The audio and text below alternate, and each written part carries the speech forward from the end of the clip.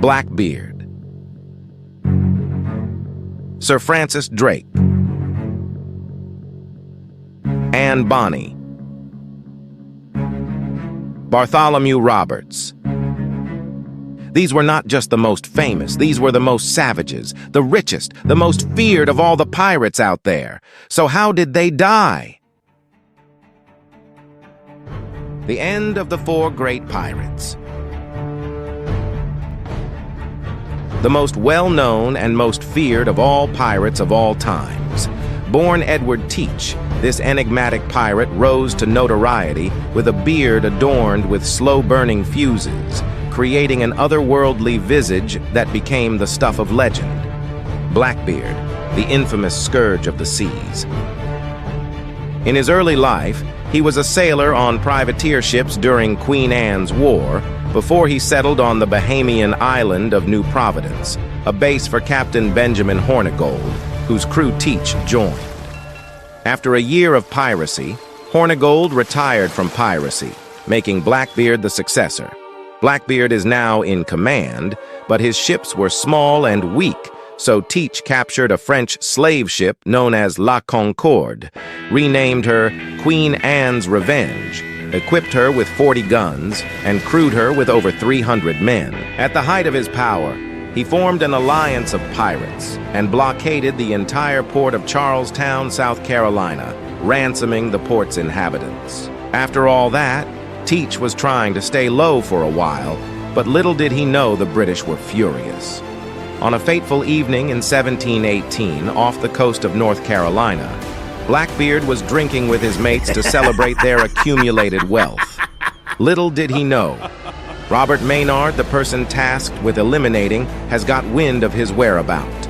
The following morning, the sea was calm and the winds very light, and the only sounds to be heard were birds greeting the break of day.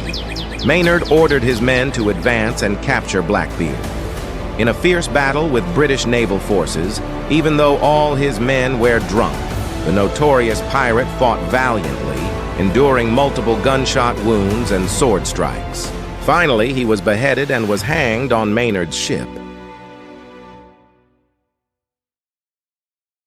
Next, we see a man who did it all, from navigating the world to becoming a hero to his country.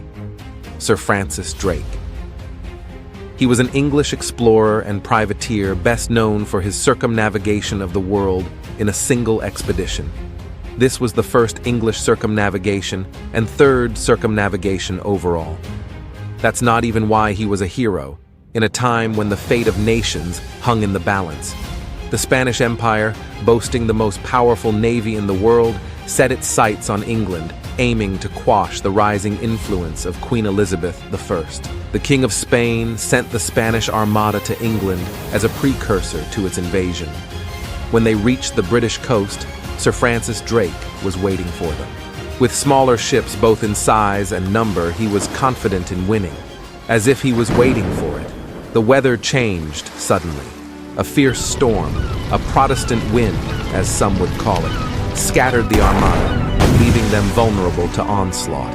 At the end, Sir Francis Drake won and was awarded a knighthood by Queen Elizabeth, and was nicknamed El Draque, the Dragon, in Old Spanish. After this incident, Sir Francis Drake was labeled a pirate by the Spanish government. In his final years, he contacted dysentery, a common disease in the tropics at the time. When he realized that his death was near, he asked to be dressed in his armor. Although he requested burial on land, Drake was buried at sea in a lead coffin near the wrecks of two British ships, Elizabeth and Delight. Next, we see the Irish pirate, and one of the few female pirates in recorded history, Anne Bonny, the flame-haired tempest of the Caribbean. As a child, her mother dressed her as a boy, which was an ominous indicator of her future career. But it did have a purpose, since a family will require the infant to be male. After some years, against her father's wishes, she married a small-time pirate named James Bonny. They moved to Nassau, the Republic of Pirates. Bonny, while mingling with pirates in the taverns, met the pirate Calico Jack, and he became her lover. She and Rackham escaped the island together, and she became a member of his crew. She disguised herself as a man on the ship, and only Rackham were aware that she was a woman. Later, another woman was added to the pirate crew, Mary Reed. Wait, so bro created a harem at sea? Damn! Anyways, let's continue. Rackham and Bonny, with their total crew of fewer than 20 men, managed to evade the authorities, and they plundered the merchant ships in the waters around the Bahamas, taking such unglamorous cargoes as tobacco and peppers. Frustrated, the Jamaican authorities ordered Jonathan Barnett to capture them. In November 1720, while anchored off the western tip of Jamaica, Rackham and Bonny's ship suffered a surprise attack from Captain Jonathan Barnett. Some pirates, numbering 18 according to reports, cut their anchor cable and made a hasty departure. Rackham and the rest of the crew hid below decks. They were most likely all drunk, and only Bonny, Reed, and one other man put up any resistance against Barnett's men. They were nevertheless captured and taken to Spanish Town. At the trial, all were charged with piracy. All parties pleaded not guilty to the charges of piracy, despite the obvious evidence against them. Rackham was sentenced to be hanged, but Bonny was unsympathetic, reportedly stating, "If you had fought like a man, you wouldn't be hanged like a dog." Damn! Anne Bonny and Mary Red were also sentenced to be hanged, but both women received a reprieve upon revealing to the court that each was pregnant.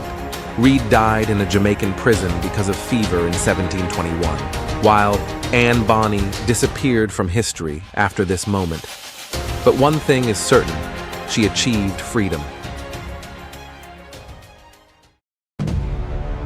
In the hallowed pages of maritime lore, one name stands as a symbol of audacity and unbridled courage: Bartholomew Roberts, the Pirate King. A Welsh pirate and one of the most successful villains of the golden age of piracy.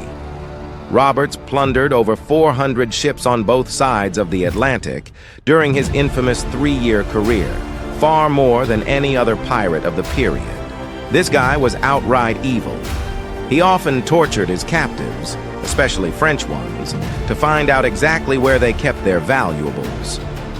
In one notorious episode in October 1720, Roberts ordered his men to cut the ears off a group of Dutch captives. Some were hanged and their bodies used for target practice. Roberts knew he was evil. He even gave his own justification for his dastardly life of crime by saying, "In an honest service there is thin commons, low wages, and hard labor. In piracy there is plenty and satiety, pleasure and ease, liberty and power, and who should not balance creditor on this side, when all the hazard that is run for it, at worst, is only a sour look or two at choking. No, a merry life and a short one shall be my motto." He is also noted for creating his own pirate code and adopting an early variant of the skull and crossbones flag. The notorious pirate, as he himself had predicted, was to enjoy only a very short career in crime. After only 3 years of piracy did he met his end. In February 1722, Roberts and his crew were on board the Royal Fortune, anchored off at Gabon, having spent the previous night partying to celebrate their latest round of captures. Little did he know, the British sent their pirate hunters after him.